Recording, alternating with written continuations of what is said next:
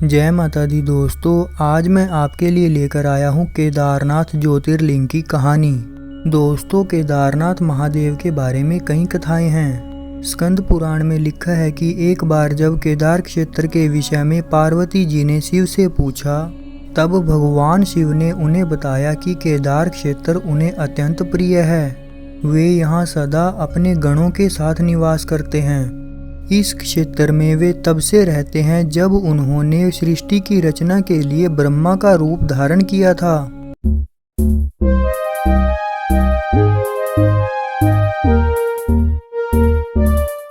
स्कंद पुराण में इस स्थान की महिमा का एक वर्णन यह भी मिलता है कि एक बहेलिया था जिसे हिरण का मांस खाना अत्यंत प्रिय था। एक बार वह शिकार की तलाश में केदार क्षेत्र में आया।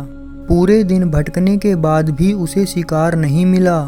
जब संध्या के समय नारद मुनि इस क्षेत्र में आए तो दूर से उन्हें बहेलिया हिरण समझकर उन पर बाण चलाने के लिए तैयार हुआ। जब तक वह बाण चलाता सूर्य पूरी तरह डूब गया। अंधेरा होने पर उसने देखा कि एक सर्प मेंढक को निगल रहा है। मृत होने के बाद मेंढक शिव रूप में परिवर्तित हो गया। इसी प्रकार बहेलिये ने देखा कि एक हिरण को सिंह मार रहा है।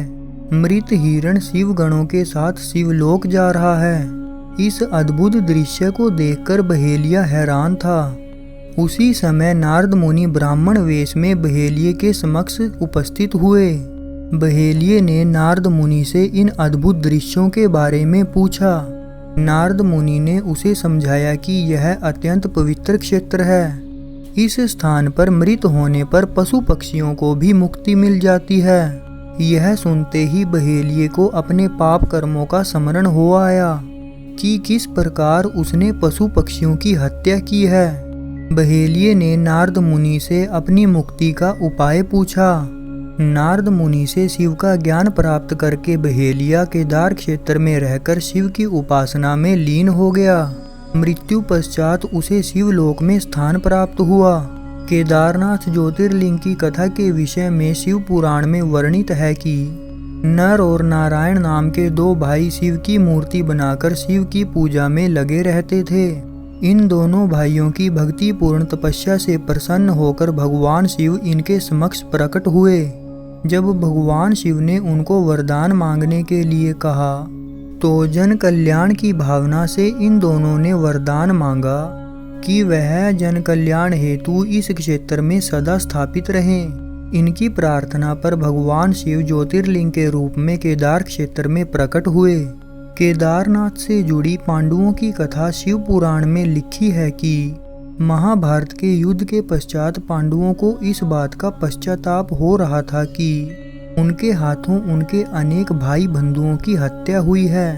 वे इस पाप से मुक्ति पाना चाहते थे। इसका समाधान जब उन्होंने वेद व्यास जी से पूछा तो उन्होंने बताया कि बंधुओं की हत्या का पाप तभी मिट सकता है जब शिव इस हत्या के पाप से मुक्ति प्रदान करें। शिव पांडवों से अप्रसन्न थे।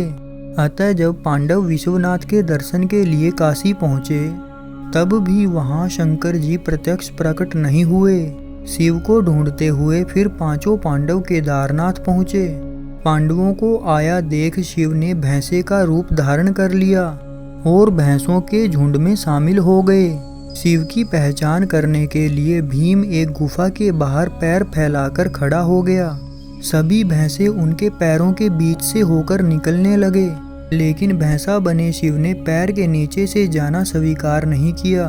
इससे पांडवों ने शिव को पहचान लिया। इसके बाद शिव वहां भूमि में विलीन होने लगे। तब भैंसा बने भगवान शंकर को भीम ने पीठ की तरफ से पकड़ लिया।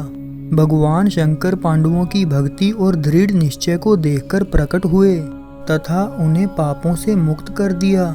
इस स्थान पर आज भी द्रौपदी के साथ पांचों पांडवों की पूजा होती है। यहाँ शिव की पूजा भैंसे के पृष्ठभाग के रूप में तभी से चली आ रही है। तो भक्तों, ये थी केदारनाथ ज्योतिर्लिंग की कहानी। आपको कैसी लगी प्लीज़ लाइक शेयर और कमेंट करके ज़रूर बताना।